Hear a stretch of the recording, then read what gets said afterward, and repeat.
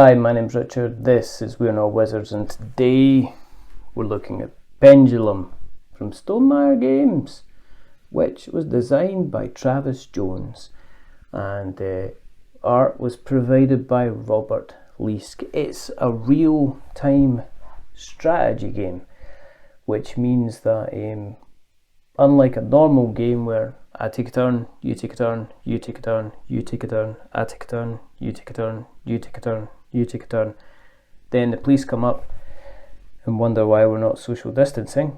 Everything happens at once. Everybody is taking their turn at once.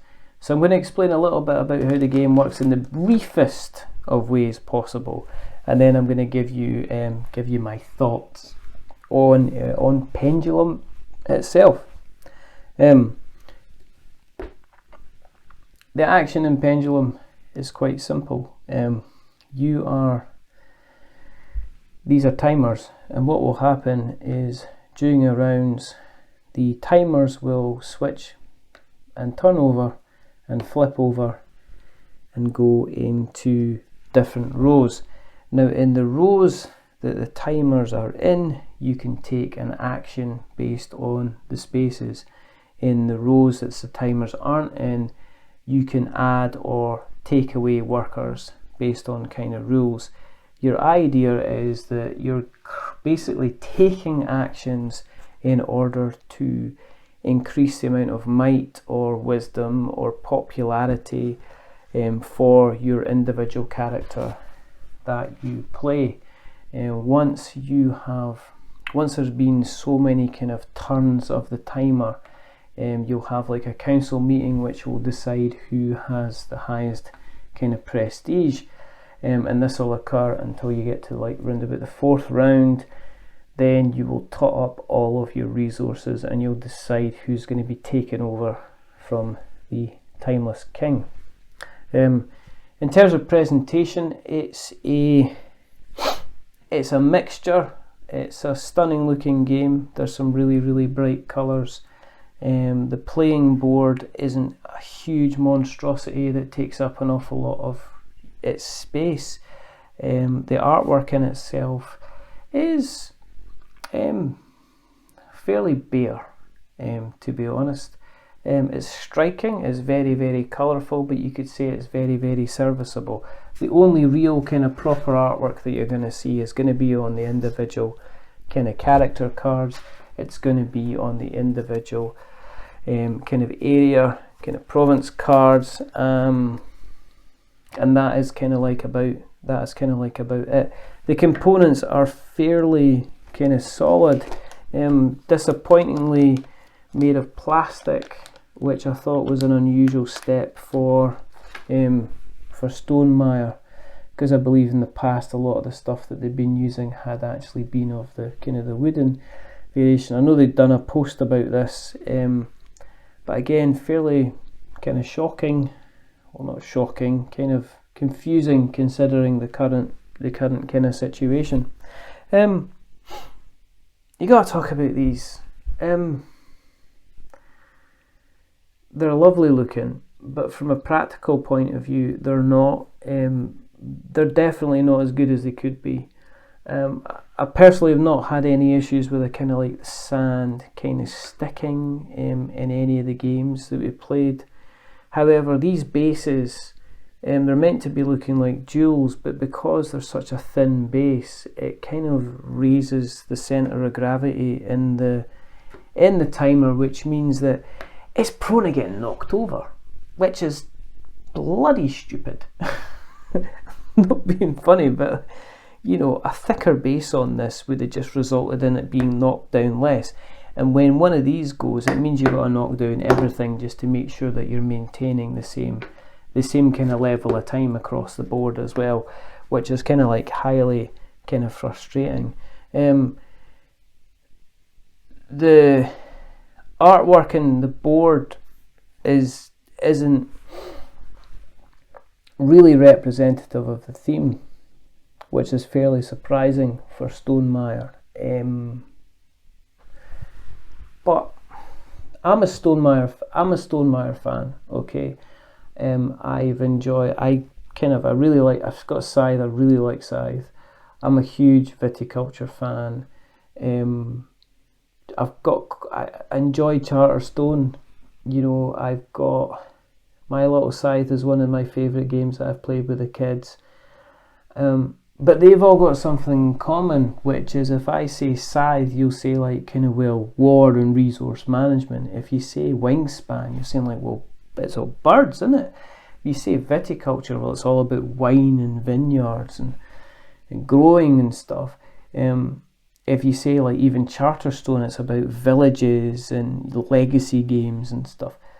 The trouble with Pendulum is that the theme's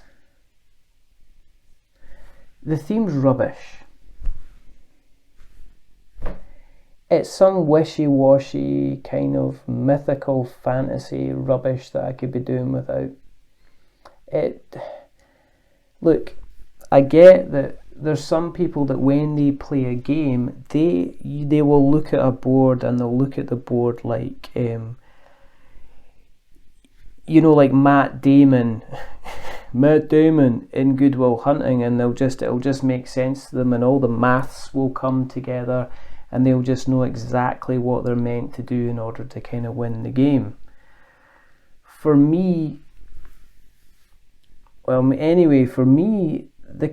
theme's pretty important. I mean, the theme helps me kind of drive forward with the game. The reason I love viticulture so much is you're physically moving the grapes to maturity. I love playing with the resources inside because you're physically moving the resources about, and even Charterstone is you're sticking the stickers down and you see the creation of your village. Pendulum is just about some kind of timeless king kind of wanting people to take over from him. And in terms of how it marries into what you're physically doing, it doesn't. There's no two ways about it. If you wanted a more, I'm just really surprised that when we've had such basic themes from Stonemaier, like birds and government and things like that, even Tapestry was like, civilization. That this just doesn't. There isn't any tie-in. This would have been better suited to saying, well, look, you're a watchmaker and you're about to pass on your shop to one of your apprentices. You want your apprentices to show how much they master time by using time itself in order to build you several watch pieces that show that they have the skill, the precision, and the business head in order to help the business thrive and go forward. And at least there would have been potentially some time as to why you were trying to show that you were controlling time as well as you could. In Pendulum, it's kind of lacking. And that kind of hurts the game an awful lot, because then it just becomes about numbers, and then it just becomes about spreadsheets, and then it kind of makes it a little bit more drier, and then it's just, you strip this all kind of away. And as I say, I know there's people that like that, but it doesn't kind of work for me in kind of really at all, which is really kind of disappointing. I don't know who these people are on the front. They play no part in the game. I don't know really about the people, the background of the people that are playing. I kind of end up, I'm not really that fussed. I don't know kind of why I'm doing this. And that's important. You don't know why you're doing it. Well, why am I playing this game? Is it to have fun? Because then if the theme's rubbish, then the gameplay itself really, really should kind of be up there to make you kind of forget about the theme itself. And this is the second concern. The bigger concern that I have for Pendulum is I understand that when the designer developer developed this game, they probably would have played it hundreds of times, and they would have play tested it amongst hundreds of other people. However, there's a learning curve within kind of real-time games, and Pendulum suffers from it immensely. Is that, going back to the video game kind of example of real-time games, is that generally when you're playing a real-time video game, yes, you're playing away, but there is an encompassing kind of cloud of AI that when you're trying to ying when you should have yanged, it stops you from doing it. So, you know, if you're saying, well, I'm just going to turn this over, there'll be a computer that will say, well, no, you can't.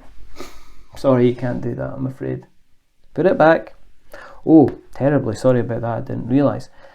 And the issue that you have with Pendulum is that because everything is kind of like real time at once, then mistakes, and it says it even in the rulebook, mistakes will be made, we expect mistakes to be made. But it could be the point where you're playing the game and you're like going, right, okay, so I've done this, I've done that, I've moved this here, I've got that, I've got these things, I've got that there. And then you look up and somebody is like literally 5 miles ahead of you, and you've no idea how somebody can show they're working, if you know what I mean. They can take you back through and say, oh, right, I did this, and this, because by that time you could be going on to kind of like another round. Which means that, I'm not saying people are going to cheat, but I'm just going to say in terms of when people are learning the game, you've got to make sure that everybody is up to speed with this game when they start to play it.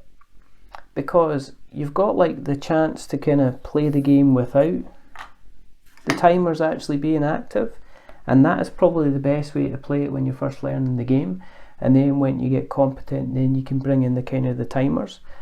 But if you're playing like a 4-player game, and 2 of you played this game before, and 2 of you haven't played this game before, then the 2 guys that haven't played the game before are going to get absolutely humped. I've got no doubt about that whatsoever, because they are not going to know where they're going. They're potentially going to make mistakes. They could potentially unknowingly cheat as well while they're playing the game. So for the first couple of games, you're going to have to play it without the real-time element. And then it becomes very pedestrian, because you are in effect just doing worker placement in order to move yourselves up the kind of the track.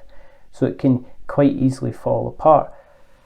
On the other side of it though, I can see this like as a 3-player game or a 3-player game or a 4-player game where everybody knows the rules and everybody have got a good couple of games under the belt. Everybody's kind of rattling away. I can see this being really, really kind of interesting to kind of play. I can also see it being quite tiring as well, because like the game goes on for like a good 60 to 90 minutes. Now normally if I'm playing, I mean, if you play Scythe, then it's like, right, okay, well I'm playing this one here and then I'm going to do that and that, so there we go, and then you're finished, and then whoever before you get another turn round. Pendulum's relentless. It's 60 minutes of brain burning ridiculously, which is fine if you're ready for that, but you'll feel like you have gamed after you've played a couple of games of, you know, after you've played a full evening of Pendulum.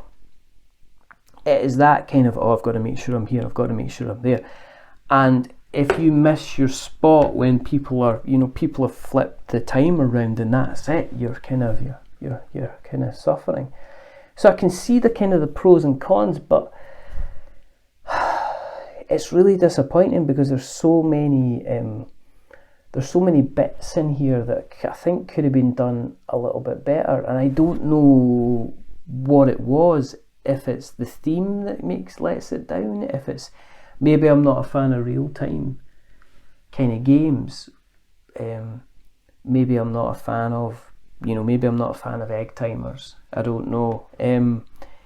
It's just, if you're looking for a completely different experience, if you are the type of person that likes maybe the resource management, the worker placement kind of thing, and you're looking for something that's going to stretch the brain a little bit, and you've got a couple of friends that are willing to go along for the ride, then this is going to be probably a lot of fun, if not a lot of challenging fun, provided you're not expecting a theme that is going to resonate with the game in any way, shape or form. For other people who are maybe, We're expecting Stonemaier? I don't think this is for you, I'll be honest. I'm not sure. Go in with an open mind, but to me it's kind of, there's too many bits in here which kind of, I'll play it, but I'll need to be really careful about who I play it with to make sure that I'm not going to put them off from playing it again, which is a bit of a shame. But that's Pendulum from Stonemaier Games. My name's Richard. This is We're Not Wizards.